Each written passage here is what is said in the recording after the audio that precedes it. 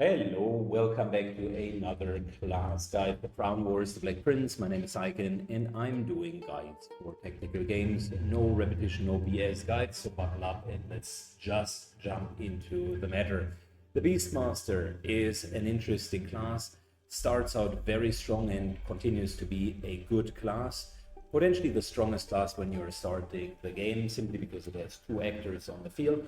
Beastmaster's job, in my perspective, is to exit the backline and be a striker, dealing enough damage on the weak targets to get them down, and he plus his companion are certainly able to do it. Let's talk about the companion first, because the Beastmaster can come with two different companions, one being the bear, the other one being essentially the dog. Whilst the dog has a couple of nice little additional traits, such as not triggering any attacks of opportunity and being able to cause bleed.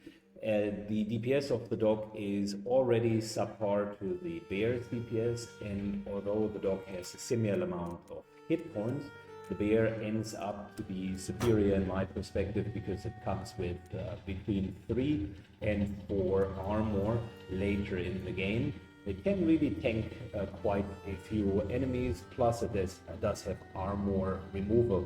From my perspective, the bear does take the win between both of the animals, so I would always go for bear given the opportunity. I think they are substantially stronger. In terms of weapons for the Beastmaster, they do have quite an array of weapons that they can choose from.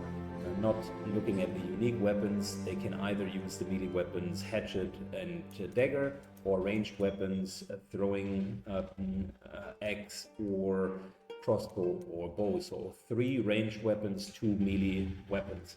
And by looking at whether or not you want to go melee or ranged, it really depends on your team composition. I personally like to run mixed teams or balanced teams, which would include one of each class, and then you're adding, assuming that you don't have the gunner, you're adding another duplicate of one class to the mix. And in that case, I would oftentimes find myself having the alchemist and the player already taking the ranged route because it's safer and they deal a decent amount of damage, meaning most of my Beastmasters are frontline characters. When we look at the pure damage that the weapons are doing, you can see that the one-hand axe with 10 to 15 base damage outperforms even the strongest ranged weapon 8 to 13 on the bow. So if you are going for a melee build, you will deal more damage overall, period. The Beastmaster is a perfect character class that has the capability to dish out enough damage and be tanky enough to withstand melee fights.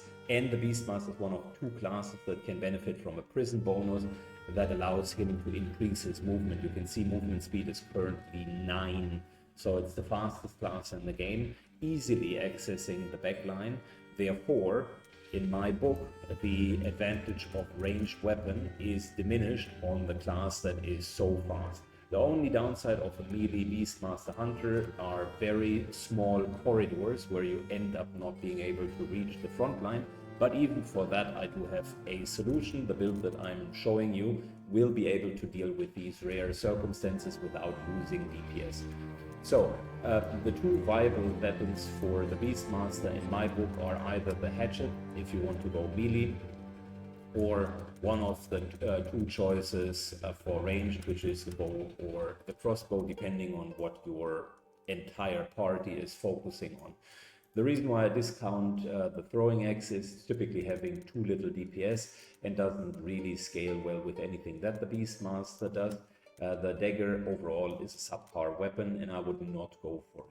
If you're going hatchet, like I suggest, you do have the selection of an offhand weapon, and it either comes with a shield or with a dirk. I would start the game with a dirk, giving you the option to use Shiv as flawless, as an option to basically self-induce poison on an enemy. With that self-induced poison, you can then guarantee a crit as a follow-up with one of the skills that you're going to skill. Also, with the Shiv, you're seeing that the critical hit chance is pretty high, 25%, even higher if you're using teamwork.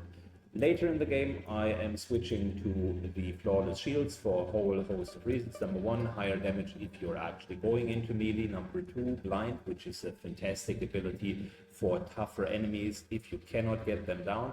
But most importantly, number three, the higher reflex, that 30% of dodge is nothing to sneeze at, and with 4 armor, plus 1 armor if you're adjacent to your bear later in the game, you're actually a pretty solid tank, and that completely mitigates any risk that you can take for going into the front line. So that is my go-to, very high DPS. Let's look at the skills that I would be taking. There are 2 ways of going. It's either a full trainer build, or what I would even recommend more is a hybrid build. A little bit less sturdy, but overall more flexible. So we're going and starting with on the second level with the trainer side. Coordinated strike is much better than Mark. The Beastmaster is one of those characters where the skills are really imbalanced. So in a sense, one side is substantially stronger. Coordinated strike allows you to not only deal damage, but your animal companion will deal damage as well. If you're, like in this case, having the unique weapon in the end game, the offhand shift, you're dealing damage, you're going to trigger the offhand weapon. That itself is already around 25-30 damage. Then the bear comes in with another 10 damage. So this is 35 points of damage without any crit by itself. And there is a good chance that you're going to crit and apply bleeding, as opposed to Mark, which is just damage and then an ability to mark the enemy. Unless you're playing with maximum evasion of the enemies, your accuracy of 125% already supersedes any form of reflexes. Typical endgame enemies in brutal difficulty, so the highest difficulty, have around 20 to 30 reflex. So you're either 100% or 95% sure to hit with all of your attacks, making Marked quite useless. On the third level, or second on this tree, you're going for execution. If the target is bleeding, poison, or burning, you're automatically critting. That is why I recommend the shift at the beginning. You're shifting to then use execution. That is a fantastic combination, and it will be a staple until later in the game. The only reason why I'm not doing it later is there are plenty of other ways of getting either of these status effects set up for the Beastmaster, or with the first coordinated strike, you're likely critting with a massive crit chance of 25%. Either you or bear are going to crit, and then that can trigger bleeding. As opposed to surveillance, which I think is one of the worst skills in the entire game. It's likely the worst skill in the entire game. You spend a spell point or an action point in order to reveal an area on the map, which in 99.9% of the cases is irrelevant. And then on top of it, you and your beast get haste.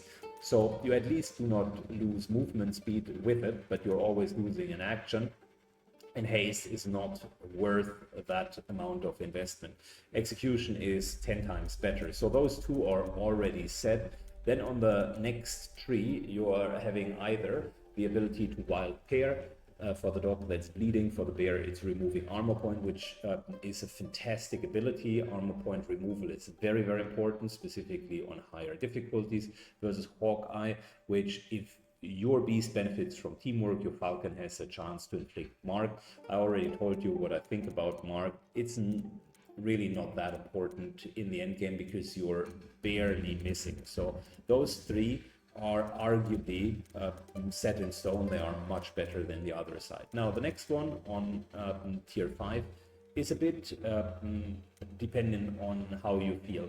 So that is good and serviceable. I've used it oftentimes. 20% healing, but more importantly, removal of bleeding, poison, and burning gives you a self-sufficiency. It also allows you to heal your companion, which will be frequently the source of attacks. And this here for a skill point can be very powerful.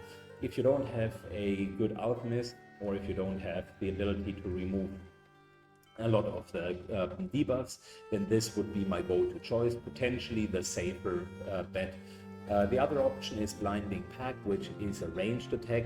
Even if you do have a melee attack, you're calling a Falcon, and it deals pretty sizable damage based on your weapon actually, so it's even higher if you're using melee weapons. And then on top of it, there is a chance for Blinded and Bleeding. Blinded is great, Bleeding is a nice little addition. The main benefit of this ability is basically the following. Oftentimes you're going to a target movement, then movement of your animal companion, your coordinated striking, target is already low, bear attacks once or twice, and the target is finished off. You're leaving your Beastmaster with one action point left over. You can now move to the next target, but you cannot attack. And since the Beastmaster is a melee Beastmaster, this here gives you the opportunity in those setups, which happen quite frequently, to actually attack once more onto another target. Remember when I said there are also small corridors that can be a problem for a melee Beastmaster? Well, Blinding Pack is the solution for that. You basically can ranged attack without having a ranged weapon. So that's why I'm picking it. Then the next one is either Beastal Unity. If you're near your beast companion, you get an armor, or if you're further than 5 cells apart, you gain accuracy, which is more for the ranged character. Accuracy, like I mentioned many times, you got mark, you got accuracy. That's all not really worth it. The game assumes that you would need to deal with cover, which you really don't need to deal with. If you're a melee character, you just run up to their face and slap them. So Resilient gives you an extra free armor point. You got 3 from your armor, you get 1 from the prisoner's bonus if you have it unlocked, and you get 1 additional from Bestial Unity. 5 armor is plenty even in the end game. With 52 hit points, this character could withstand 2 or 3 enemies attacking once or twice each and still survive that, which in my book would be pretty much a tank. And with a reflex of 20%, there is a good chance that they would miss. If you're running the shield, like I mentioned, you're even having 30%, so that's pretty good. The last one is again a bit more contested. On level 7, you either have Feral Rage, which with a dog means you're attacking 3 cells. For a dog, I would potentially spec into this because it really offers a massive damage improvement. If you do have the hatchet and have the hatchet fully leveled, that gives you a 3-cell attack. If you do have Feral Rage on top of it, it's another 3-cell attack. So all of a sudden you have 2 ways of dealing damage to 3 adjacent enemies, and that could mean you're a massive force to be reckoned with when it comes to AoE damage. If you don't have a dog companion like the bear that I was suggesting, this becomes substantially less interesting because it is a self-heal. Granted, that's not bad, but oftentimes your tactic is shock and awe. You're dealing damage to the enemy before they can even react. So the Beastmaster is potentially the character that receives the least amount of damage from all of the characters. The AI tends to either focus the bear that he's with or go to completely different targets, which makes the healing less appealing. The prone is good and the damage is also good, but the problem here is, so this is even serviceable with the bear, is my point. The problem though is Pro Storm is even much better. It's a large area with 11 to 17 points of damage. On top of that, you're blinding the enemies, so it's a great AoE. And if you find yourself in those small corridors where you can't attack the front line, my go-to is Blinding Pack into Pro Storm, so that will be a huge benefit from both sides. In terms of itemization, I tend to run healing consumables on that build because I skip that and the Feral Rage, which gives me enough sustainability and a reinvigorating essence in order to basically remove all of the negatives. There is an option for a Berserker tonic here and there. If you prepare well, the inspired bonus lasts for 2 rounds. So if you do that before you're ending your turn, and then next turn you're going to engage a pack, this is actually a way of improving DPS for 1 round, so it is viable. Another option, if you're not that deep into the game and you still suffer with it only being a melee character, I would go with fire grenade / poison grenade. These are easy ways of dealing range damage if you find yourself unable to access the front line. And that's really it. Let's take a look how the character is doing in game. And we're moving into the gameplay for our Beastmaster. So we are in a situation of an end game situation where the Beastmaster has engaged the backline. So just to take a step of what we're finding ourselves fighting with is we have the front line, typical DPS front line and tank and two-hand front line that has been taken care of. So these are done. The job of the Beastmaster is to go and access the backline.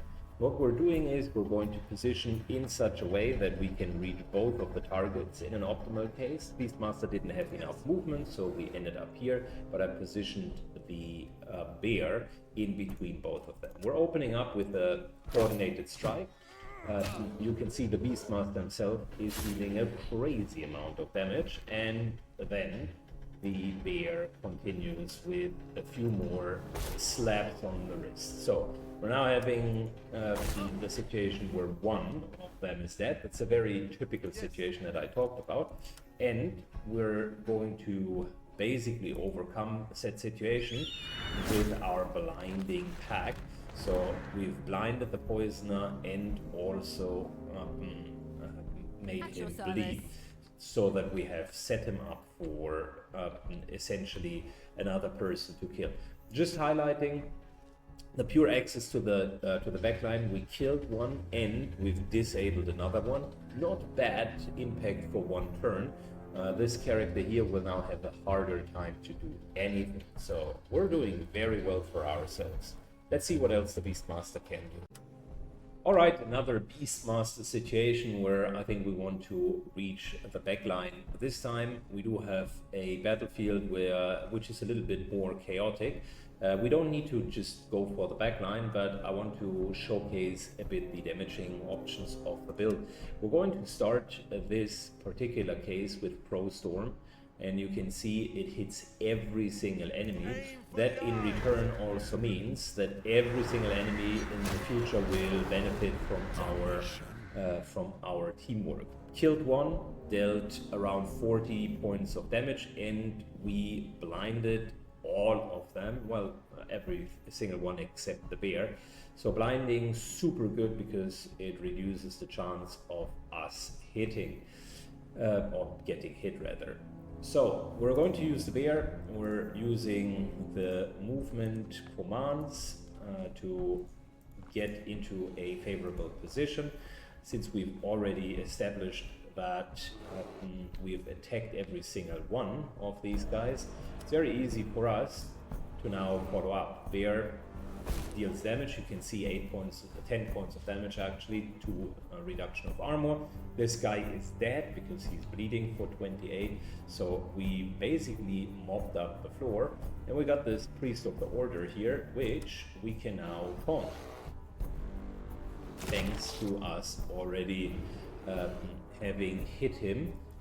I wanted to also showcase a bit of the damage here, since we have now set them up with the bleeding ourselves. Just look at that amount of damage, and we haven't even used the offhand that would have triggered on top of it. 25 was just the base damage, so we're looking at 30-60 points of damage. Everybody blinded, killed 3 characters, and basically taunted the last. So Beastmaster has more variety in his kit than just being the backline ambusher. With that build, you do have AoE damage, you do have very, very nice single target damage, and I haven't even used spinning slash, which, if we do have a front line with multiple enemies, offers a great opportunity to hit 3 enemies at the same time. So the Beastmaster is a DPS powerhouse and stable in my team compositions, and my personal build with the frontline tech team of Bear plus Beastmaster offers tankability, which is great, on top of or tankiness, On top of that, a lot of ongoing sustaining DPS. It's not as cooldown hungry as other builds, because you do have 1, 2, 3, 4 cooldowns that you can use. On top of that, 5, 6 cooldowns that you can use, which means once you're through that entire iteration of cooldowns, you're at best having 1 round before the next set of cooldowns is coming back up. You can see Blinding Pack, for instance, is already coming up. So you will always have some sort of an extra attack ready to go, which is great for the build.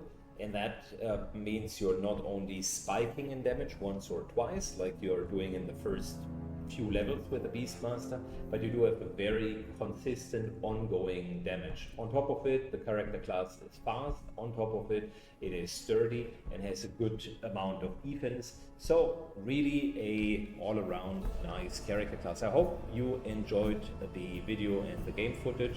Leave a like and a comment down below, and see you in the next guides. Thank you. Bye bye.